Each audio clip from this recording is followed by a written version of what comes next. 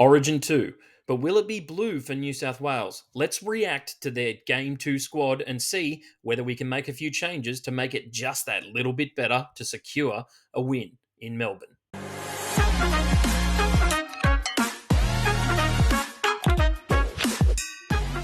Alrighty, guys, game 2 of Origin is up on the card next Wednesday, and I've got to say, New South Wales have picked a brand new team. But before I react to the 20-man squad that has been announced by Michael Maguire this week, a reminder to like and subscribe to the channel. We bring out so much content each and every week just for you guys, so make sure that you hit the subscribe button and make sure you hit the notification bell so that you don't miss out on any of our latest content. Now, let's have a look at the 20-man squad that New South Wales are taking into Melbourne for game 2. And I've got to say, the back 5 are as expected for me. I thought Dylan Edwards would reclaim that spot, especially if he was going to be fit for Origin 2. Not saying that Teddy did a bad job. A lot of people are harping on Teddy for his efforts in Origin 1, but he still ran for 200 metres. He broke 7 tackles. He wasn't overplaying his hand. I know there was a couple of passes that went into touch and things like that, but I think people should just calm down on the Tedesco performance in game 1. He was admirable. He's still one of the best fullbacks in the game, and I thought he did his job very well. To'o was outstanding in game 1. I thought he also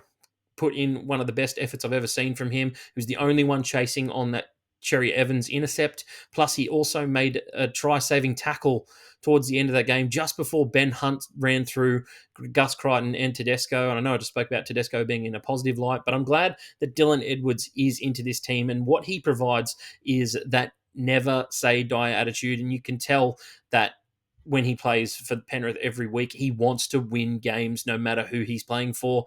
I do worry about him in the sense that he's not the quickest fullback out there. I think in the fullbacks today, you're either one mold, you're either the big meter eater, you get sets off to a great start, or you're the quick, out the back of shape speed player, kind of like a Reece Walsh or a Scott Drinkwater.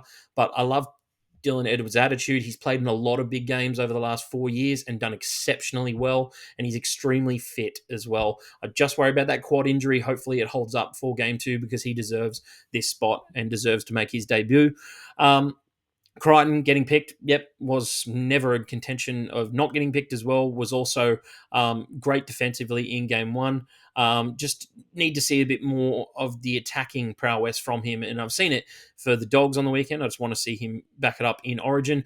Latrell, I mean, what can you say about this bloke over the last month? He's been exceptional for the Rabbitohs and their turnaround this year. I think he's the biggest bully in the NRL and one of the best centres in the game on his day. So having him in the side is phenomenal. He's been in the side before, as we know, and also won 2 of the series that he played a full part in. So he's only played 7 games as well of Origin, to believe that at this point. Hasn't played in that arena since 2021, and we did win that series as well. Lomax was outstanding in game 1. Good to see him retain his spot. The problem that I have here is Jerome Luai being selected at 6. I'm just over it. I'm over seeing Jerome Luai put on that 6 jersey and consistently disappoint us in game 1. A lot of people was saying that he was one of our best players in game 1. I'm sorry, I can't agree with you on that one. Watching him on the last tackle is painful. When he gets the ball on the last tackle, he doesn't seem to know what to do with it, especially in the red zone. A lot of plays were shut down on his behalf. I know he put a kick through for Tedesco, but it was really luck, to tell you the truth. He also smacked it straight into one of the Maroons' legs, and we scored a try off that too. A lot of luck involved. There's not a lot of decision making. He's got some great footwork at times, but he dances around.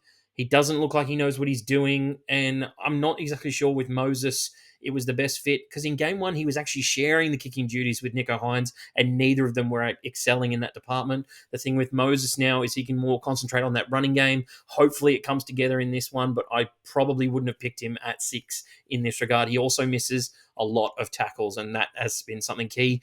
He really got the Maroons off to a good start in game 1 as well, and that's when we had 13 players on the field. Mitch, however, is one of those guys who has played for New South Wales before, and he's gotten a win under his belt in game 3 last year. So I think for Mitch, he just needs to focus on that kicking game. It's something that New South Wales were really lacking in game 1. He needs to be a bit more accurate than Nicho Hynes and Luai were in the first game. I think Luai actually outshone Nicho in the kicking game department in game 1, which is, I guess a bit telling considering my scathing review of Jerome Luai. But There's a reason why Nico Hines wasn't picked for this game, and I think he just is again a victim of circumstance. Joseph Suaalii's send off is something unforeseen. Like you can't go into a game thinking that one of your players is going to get sent off in the 7th minute. It throws everything out the window, and it's probably why they didn't attack too much down that right hand side of the field. And Nico really didn't get the chance to shine as he probably would have liked to in that game. It's just been a bit unlucky for him at the moment, but no doubt that Mitchell Moses will come in and do a job. He has done it before and is still very much the second best kicker in the game in terms of general play kicking. Jake Trbojevic as captain, yeah, it wasn't going to be a choice there. I think Reece Robson in the 9 position was outstanding in game one, and Payne Haas was also great. I want to see Jake Trbojevic play a few more minutes. I expect a captain to be out there for the majority of the game, not just 28 minutes as Jake was in game one. That was a bit disappointing. But I think the send off of Suaalii once again threw the rotation out of the window as well. And Madge had to adjust to that. So unfortunately, Jake didn't get too many minutes in the middle. He's a little bit slower than your average middle forward these days, but does make a lot of tackles. The back row change is very interesting for me. Cam Murray comes straight back in after having a number of weeks off with a hip flex injury, comes straight back into the starting 13 spot, and that's something I didn't expect, to tell you the truth. I thought they'd just put Isaiah Yeo in there and shift McInnes back to the bench, and maybe Murray would make it onto the bench as well instead of Hudson Young.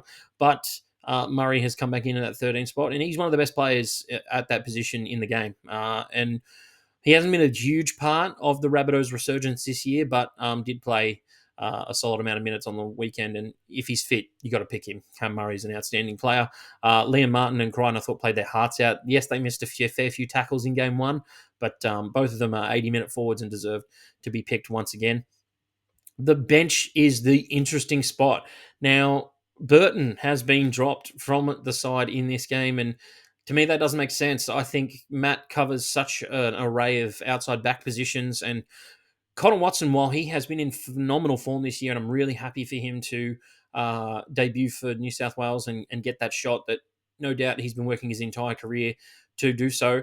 He has proven himself to be a little bit injury prone over his entire career, and playing in such a big, high pressure game like this, you wonder whether he can really step it up. But for the Roosters, he's been phenomenal. I can't really um, see him putting a foot wrong in this game. I think he'll come on, do his job really well, maybe give Reece Robson a bit of a rest because he played 80 minutes in game one. I still would have gone with, maybe an Api Coruscant on the bench just to see if we could maybe deceive the defensive line. And no doubt we were winning that forward battle in game one.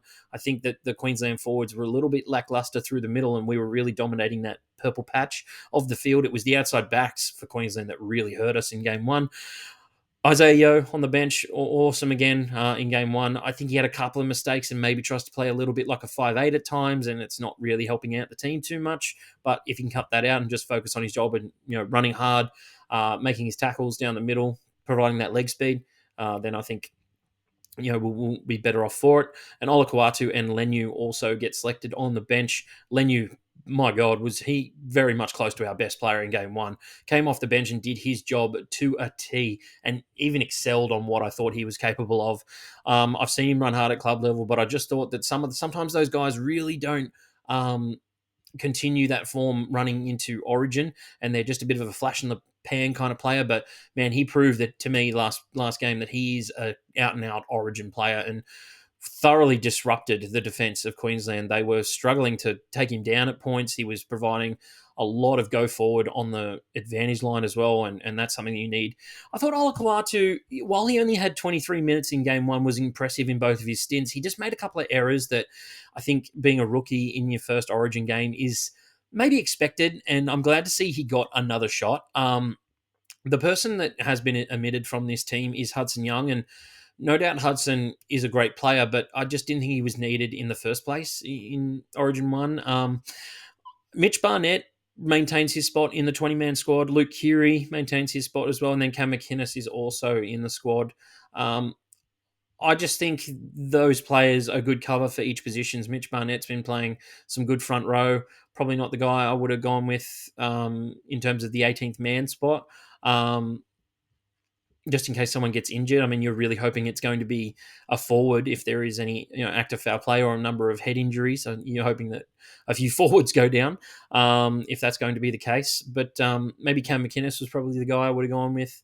He's a bit of a quicker player, makes a lot of tackles. Just go with a solid defensive player. No real harm done there. No harm, no foul. And then for Luke Keary, is he the third best half option that we have in New South Wales? Ahead of guys like Matt Burton, who are probably going to play Origin in the future?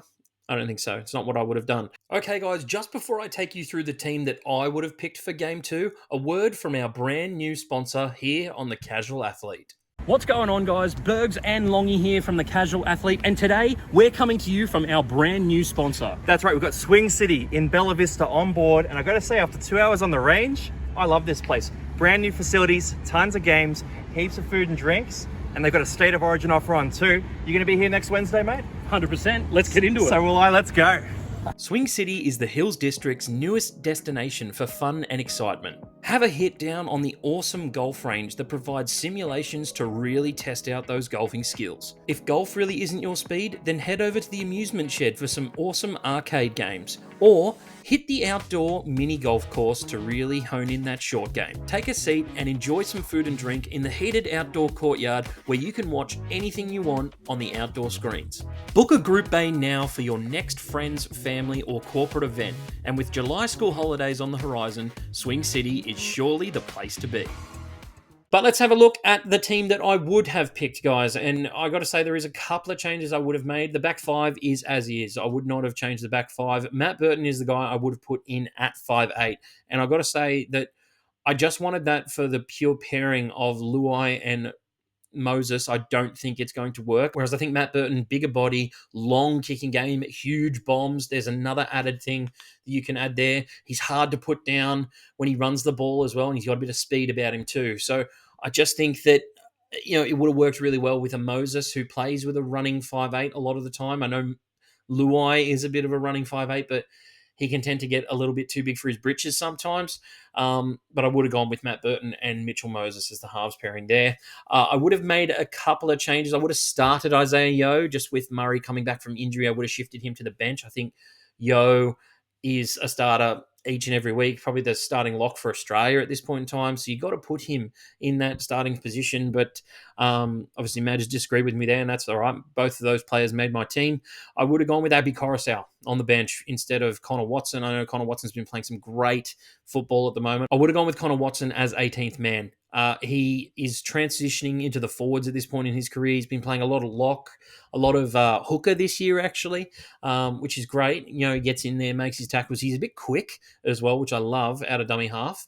But I just think that Appy, again, provides that deception, provides that indecision from defenders, and it's something that makes our middle even more of a threat than it already is at this stage, something that Robson doesn't even have. So it's one thing to keep out Appy and not select him for this game, but to leave him out altogether and provide Connor Watson his opportunity to play for New South Wales, I just don't know if it was the right call. I would have gone with Happy Coruscant. Stefano Toikamanu and Mitch Barnett also make my squad. I know it's two guys who've been playing in the front row this year, but I'm not sure we needed a second half, to tell you the truth. Lua wouldn't have made my squad altogether. He doesn't need the Origin experience. He can go play for the Panthers, and that makes it much easier on everyone else. I think if you need a half, you can bring him in midweek, and no doubt it'd be someone like a Jerome Luai or Luke Keary as well. But I think Matt Burton and Mitchell Moses are two of the form halves of the competition at the moment. I know Moses has only been back a couple of weeks, but he's looked a lot. Parramatta have looked a lot better with him in the side. So that's it for the video this week, guys. Let me know what you think about my New South Wales Game 2 Origin team down in the comments section below. Please make sure that you like and subscribe to the channel, and I'll catch you on the next one.